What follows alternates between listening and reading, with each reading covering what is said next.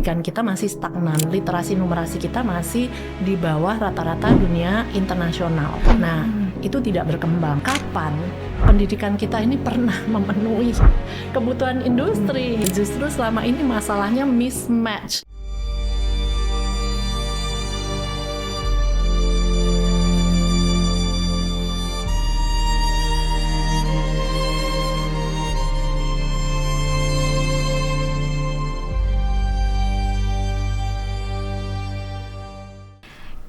Assalamualaikum warahmatullahi wabarakatuh.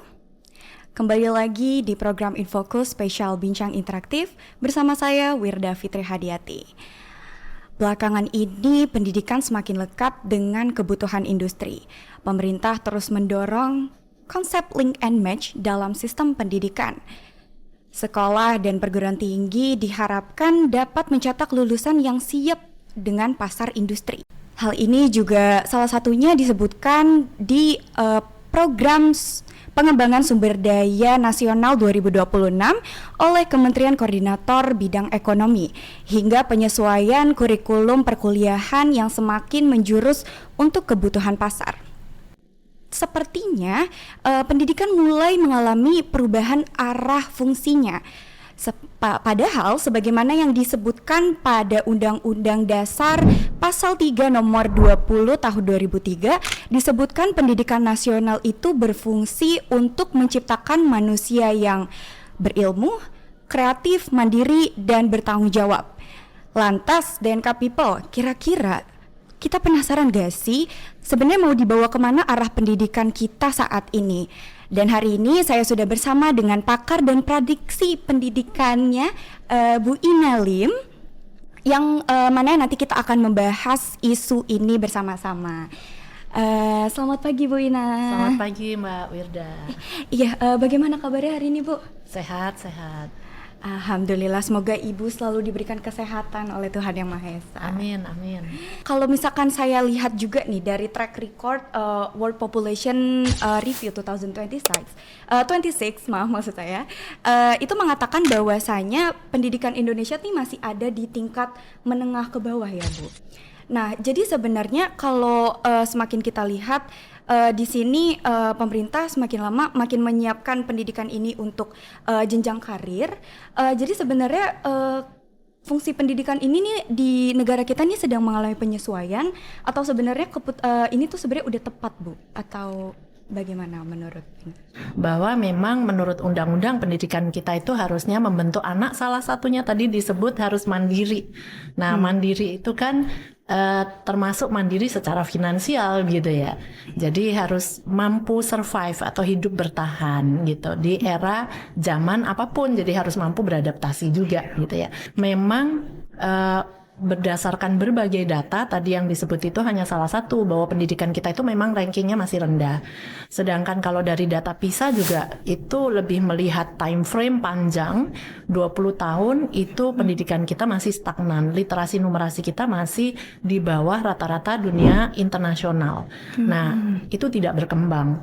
Kemudian kalau dibilang juga pemerintah sekarang makin mendekati pemenuhan kebutuhan industri, sebetulnya juga kita bisa bahas sebetulnya kapan pendidikan kita ini pernah memenuhi kebutuhan industri gitu. Justru selama ini masalahnya mismatch, itu tidak pernah, gapnya itu tidak menyempit, justru makin melebar gitu. Nah, berarti saya jadi penasaran nih Bu. Jadi sebenarnya fungsi pendidikan itu tuh apa sih Bu?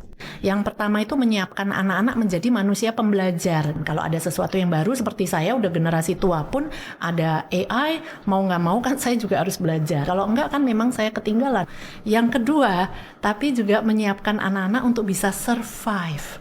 Survivor ini kan salah satunya memang menyiapkan anak-anak masuk dunia kerja. Dan yang ketiga, ini yang sering dilupakan nih, menyiapkan anak-anak nantinya menjadi warga negara.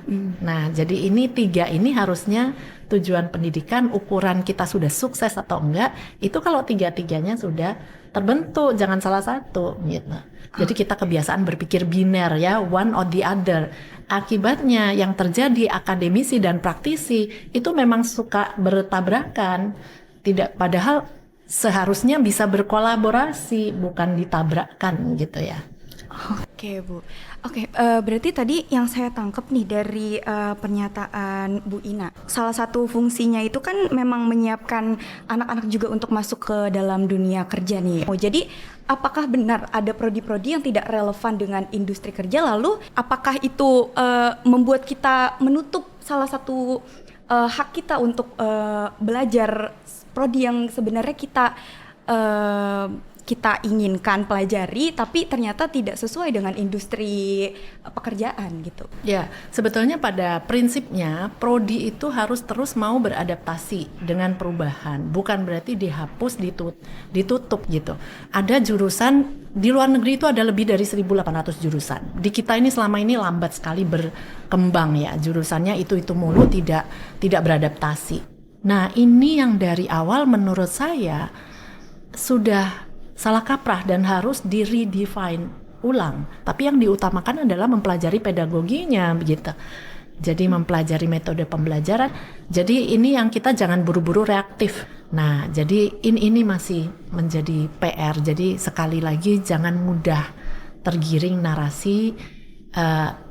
Kalau kita mau meningkatkan literasi, justru kita belajar membedah variabelnya. Nah, itu cara berpikir kritis. Ya, di zaman sekarang dunia udah sangat bising ya di media sosial, jadi kita harus makin kritis justru.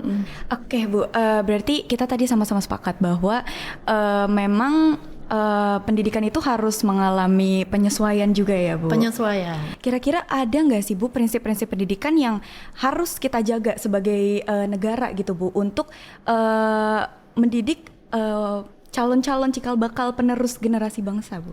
Sangat ya, jadi sebetulnya yang harus kita jaga tadi pertama harus sesuai kembali ke tujuan pendidikan itu. Jadi harus berpatokan tadi untuk menyiapkan anak-anak untuk apa. Tapi pada prinsipnya harus dijaga supaya anak-anak itu tetap kita menjadi pribadi yang merdeka berpikir. Jadi kita sudah merdeka secara fisik ya, tapi menurut saya merdeka berpikir ini masih PR. Nah, kemudian yang kedua memang menjaga integritas. Nah, itu yang sulit juga kan.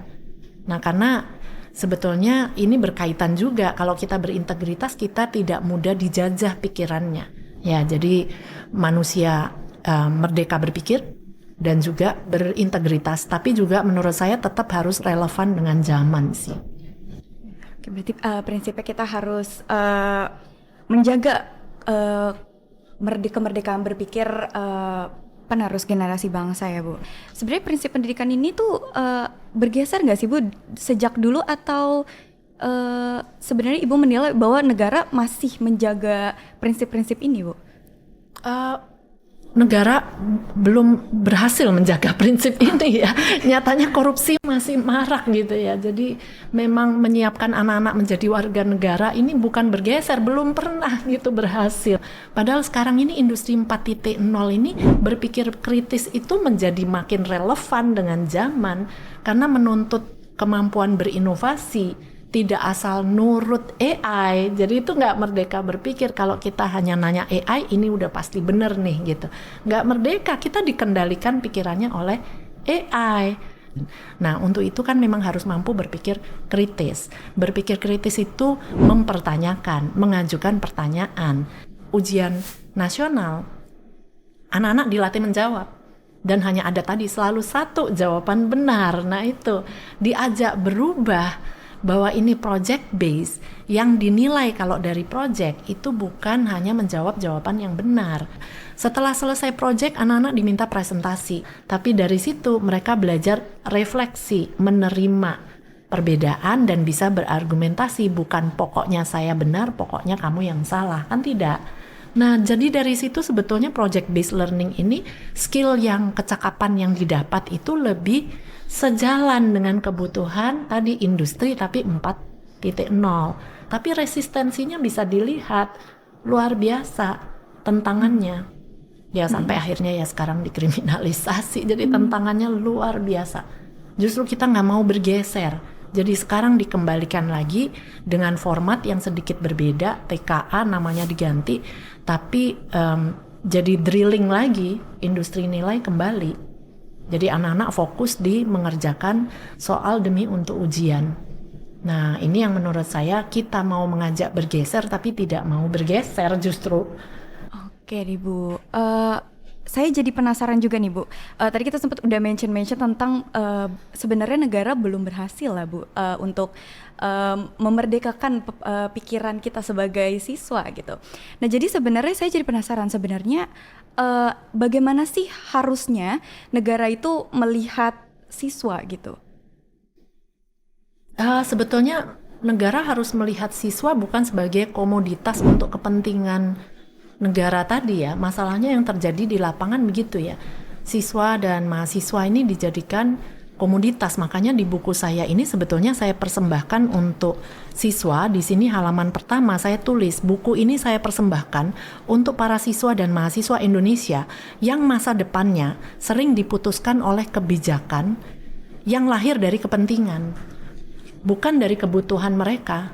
Jadi selama ini kebijakan-kebijakan yang dibuat itu dari kepentingan, entah kepentingan kelompok, kepentingan politik, tapi tidak difokuskan ke siswa dan mahasiswa nanti setelah mereka lulus, mereka akan bisa survive nggak gitu. Untuk bisa survive, kecakapan apa sih yang mereka butuhkan? Tadi saya bilang kemampuan komunikasi, berpikir kritis, problem solving, yang mana itu tidak didapat dari ujian. Kalau menurut Bu Ina sendiri, langkah konkret apa sih yang harusnya negara segera lakukan demi menjaga kemerdekaan berpikir siswa dan juga tetap menjaga relevansi kita agar survive di dunia industri tersebut? Pertanyaannya sederhana, cuman jawabannya tidak sederhana ya. Tidak bisa hanya dengan, oh kalau gitu kita memilih sosok menteri pendidikan yang bisa mengubah semuanya. Mata kita selalu tertuju pada menteri pendidikan. Tapi menurut saya selalu konsisten. Kalau mau memperbaiki pendidikan kita, startnya dari mana? Ya berantas korupsinya.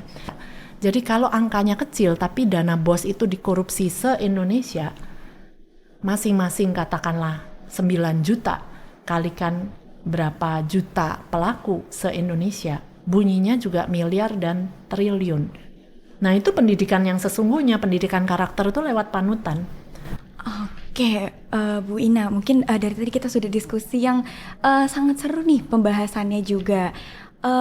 Sebelum kita mengakhiri diskusi kali ini, mungkin DNK People nih mau juga dengerin closing statement dari Bu Ina tentang isu yang baru aja kita bahas tadi, Bu. Saya berharap membantu mengkomunikasikan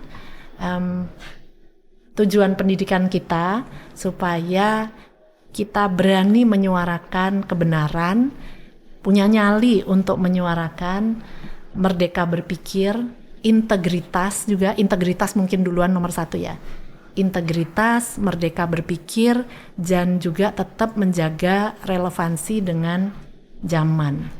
Saya rasa itu ya di pendidikan kalau kita diminta menjawab benar, tapi di kehidupan nyata berbuat benar itu jadi berasa berisiko, takut dikriminalisasi. Ini yang menjadi PR terbesar pendidikan kita. Yuk untuk mahasiswa Ilkom, ilmu komunikasi, mari kita berani menyuarakan integritas.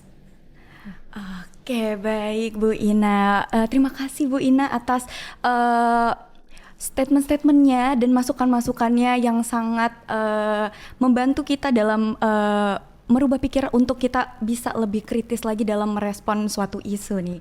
Yang pastinya bahwasanya pendidikan ini memang selalu akan mengalami yang namanya penyesuaian. Jadi sebagaimana yang dikatakan Bu Ina bahwasanya fungsi pendidikan ini memang salah satunya itu adalah menyiapkan para siswa-siswa untuk siap menjadi manusia yang mandiri gitu. Lalu juga ada prinsip-prinsip yang harus kita jaga untuk menjaga dunia pendidikan kita tetap bersih gitu. Seperti prinsip menjaga kemerdekaan berpikir anak dan juga menjaga kekritisan anak dalam belajar. Nah, jadi bisa disimpulkan dari sekian banyaknya tantangan pendidikan yang kita alami, sebagai warga negara kita juga harus siap membantu untuk mau kita bersih-bersih bersama dunia pendidikan agar dunia pendidikan kembali pada fungsinya, yaitu memang menyiapkan anak untuk menjadi manusia yang berilmu, mandiri, kreatif, dan juga bertanggung jawab. Oke, jadi mungkin aku juga ingin mengajak DNK People untuk memberikan opininya. Jadi sebenarnya apakah kita akan terus melihat pendidikan ini kotor seperti ini saja, atau kita ingin sama-sama mengubah pendidikan dan kita menjaga tetap rasionalitas kita sebagai mahasiswa agar tetap berpikir kritis dan merdeka, dan sama-sama mau memberantas korupsi sebagai yang mana yang tadi sudah disebutkan Bu Ina, itu adalah langkah konkret pertama untuk menyiapkan pendidikan yang seharusnya kita sebagai warga negara deserve mendapatkannya ya Bu Ina.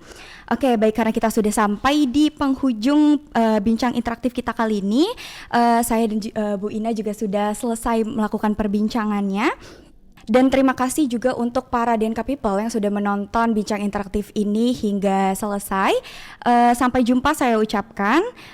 Jangan lupa saksikan terus episode bincang interaktif di kanal YouTube DNK TV. Saya Wirda Fitri Hadiati pamit undur diri. Wassalamualaikum warahmatullahi wabarakatuh.